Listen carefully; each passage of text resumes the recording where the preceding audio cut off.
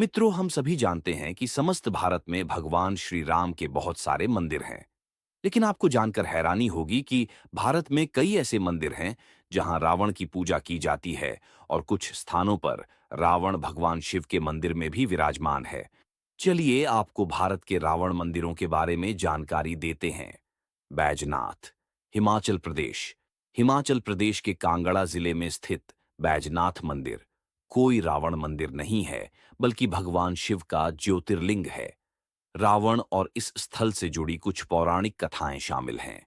कुछ लोगों का मानना है कि रावण ने इस स्थान पर लंबे समय तक शिव की पूजा की थी और इसलिए ऐतिहासिक घटना को चिह्नित करने के लिए उसी स्थान पर एक मंदिर बनाया गया था। जबकि ऐसा भी मानना है कि एक बार रावण अपने हाथों में एक शिवलिंग के साथ बैजनाथ से लंका जा रहा था, लेकिन कुछ देवताओं ने रावण से चालाकी करके उसी स्थान पर शिवलिंग रखने के लिए बोल दिया। परिणाम स्वरूप शिवलिंग स्थायी रूप से वही स्थापित हो गया। हालांकि रावण ने इसे हटाने की बहुत कोशिश की, लेकिन शिवलिंग अपनी जगह से नहीं हिला। रावण मंदिर, कानपुर, उत्तर प्रदेश। यहां रावण का मंदिर मौजूद है, जो साल में केवल 2 दिन के लिए दशहरा के दिन ही खोला जाता है। इस दिन के मौके पर पूरे विधि विधान से रावण की मूर्ति को दूध से नहलाया जाता है और फिर उसका श्रृंगार किया जाता है। इसके बाद रावण की आरती की जाती है। बहुत कम लोगों को ये बात पता है कि जिस दिन राम के हाथों रावण को मोक्ष प्राप्त हुआ था, उसी दिन रावण का जन्म हुआ था। बिसरख, उत्तर प्रदेश। ऐसा कहा जाता है कि बिसरख गांव रावण का जन्मस्थान है, जो कि ग्रेटर नोएडा, उत्तर प्रदेश के पास स्थित है। इस जगह पर आर्ष विश्वास और उनके पुत्र रावण ने हजारों साल पहले एक शिवलिंग की पूजा की थी। लगभग 1 सदी पहले इस स्थान की खुदाई के बाद यहां शिवलिंग पाया गया था और माना जाता है कि यह वही लिंगम है जिसकी पूजा रावण और उसके पिता किया करते थे।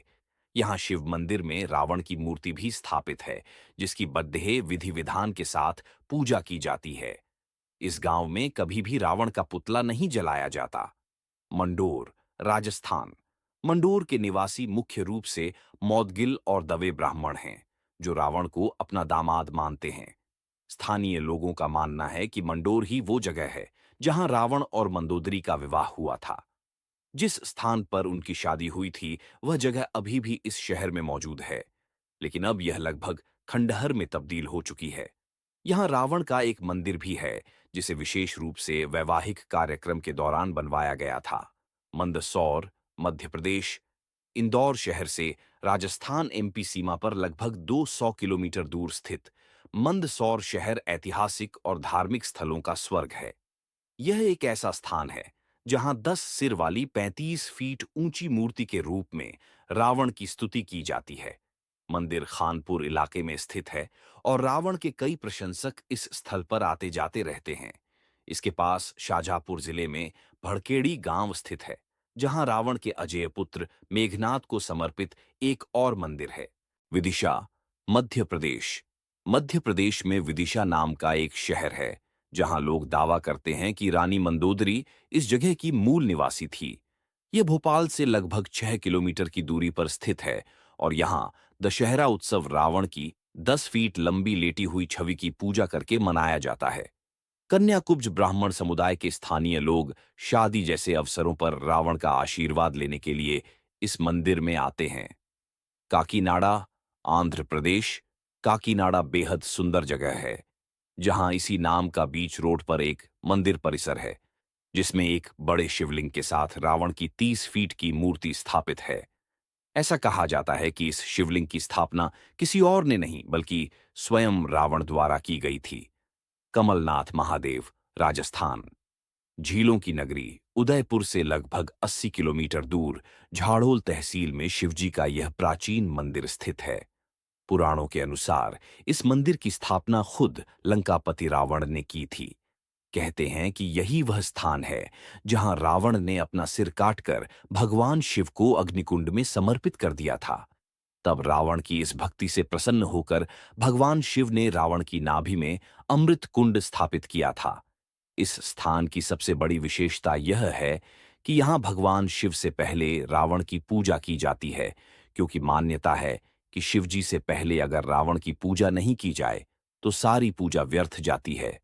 पुराणों में कमलनाथ महादेव की एक कथा लिखी हुई है, जिसके अनुसार एक बार भगवान शिव को प्रसन्न करने के लिए रावण कैलाश पर्वत पर पहुंचा और तपस्या करने लगा।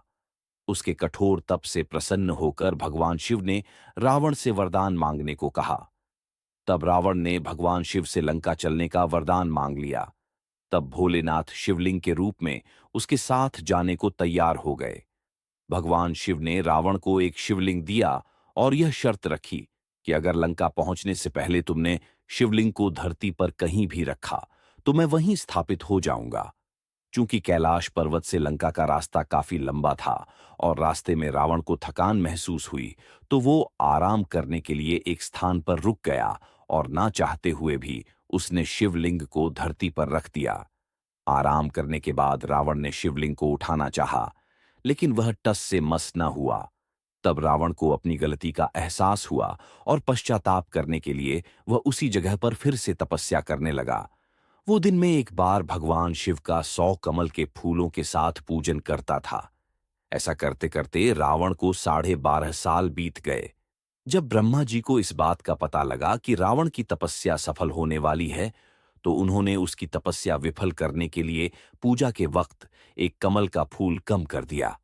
बाद में जब रावण ने देखा कि भगवान शिव की पूजा करने के लिए एक फूल कम पड़ रहा है, तो उसने अपना सिर काटकर भगवान शिव को अर्पित कर दिया। रावण की इस भक्ति से भगवान शिव प्रसन्न हो गए और उन्होंने वरदान स्वरूप उसकी नाभि में अमृत कुंड की स्थापना कर दी। साथ ही कहा कि यह स्थान अब से कमलनाथ महादेव के नाम से जाना जाएगा। मित्रों, यदि वीडियो में दी गई जानकारी अच्छी लगी हो तो वीडियो को लाइक और चैनल को सब्सक्राइब अवश्य करें, ताकि आपको ऐसी ज्ञानवर्धक जानकारी लगातार मिलती रहे। धन्यवाद।